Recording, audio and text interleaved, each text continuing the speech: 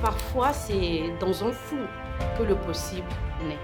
Je suis une femme passionnée par la science, la technologie et l'humain. Bonjour, je suis Patience Safi Adjivon, cofondatrice de Lomé Business School et également responsable IT dans une banque à l'international. Et lorsqu'on parle des projets à fort impact pour le Togo, je réponds toujours présente.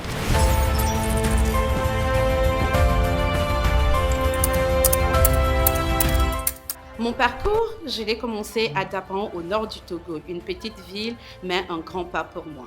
Après mon bac, j'ai obtenu une bourse d'excellence de l'État togolais pour étudier au Maroc, puis en France.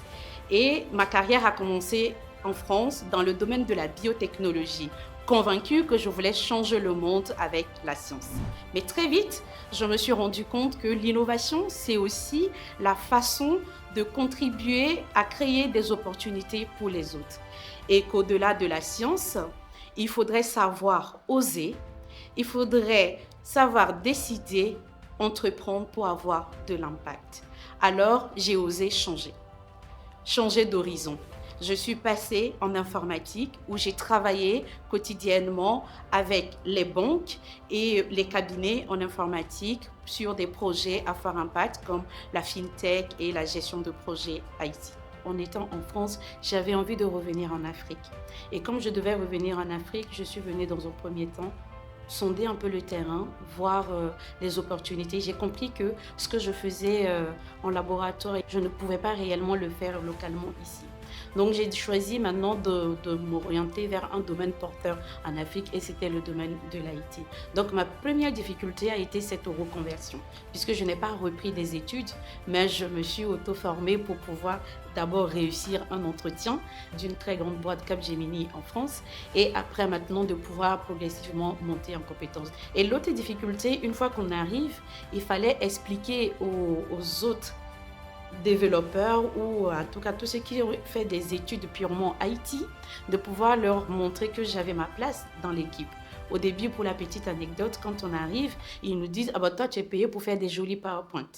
Et moi, ce que j'ai réussi à leur démontrer, c'est ma capacité de pouvoir monter rapidement en compétences. Je faisais des nuits blanches, bien évidemment. J'ai appris moi-même et très vite, j'ai réussi à leur montrer que je pouvais et qu'ils avaient confiance en moi, que j'étais une personne à part entière dans l'équipe, qu'ils avaient réellement besoin de moi. Si on se limite au Togo, le profil féminin n'est pas assez représenté. Et c'est juste parce qu'on a toujours une impression ou schématiser l'informatique en disant que c'est très masculin, ça va être très compliqué. Je prends par exemple des mathématiques. Alors comme ils vont avoir beaucoup de mathématiques au début, donc il y a plein de personnes qui n'ont pas envie et les jeunes filles n'ont pas envie d'y aller. Donc ils ne sont pas assez représentés, mais il va falloir les accompagner.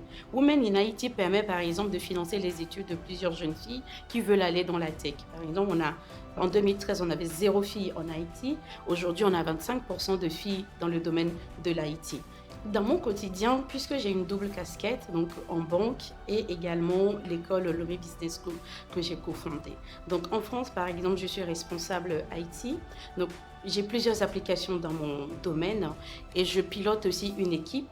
Notre job, c'est de nous assurer que les applications que la banque du détail utilise, que ces applications sont tout le temps opérationnelles. Secondo, lorsqu'il y a des besoins d'évolution, lorsqu'on doit apporter de la nouveauté, en fait, qu'ensemble avec mon équipe qui comprend les développeurs, les business analysts, les homologateurs, qu'ensemble, en fait, on puisse proposer une nouvelle solution. Notre rôle, c'est de faire en sorte que la banque soit toujours compétitive. Concilier la vie professionnelle et la vie privée. Je n'ai pas encore réussi, je suis honnête, je n'ai pas réussi. Mais ce que j'essaye de faire, c'est de prioriser les choses.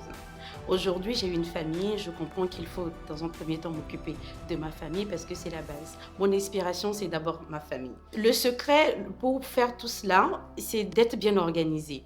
Alors, il faut se réveiller tôt parce que du coup, je ne dors pas beaucoup.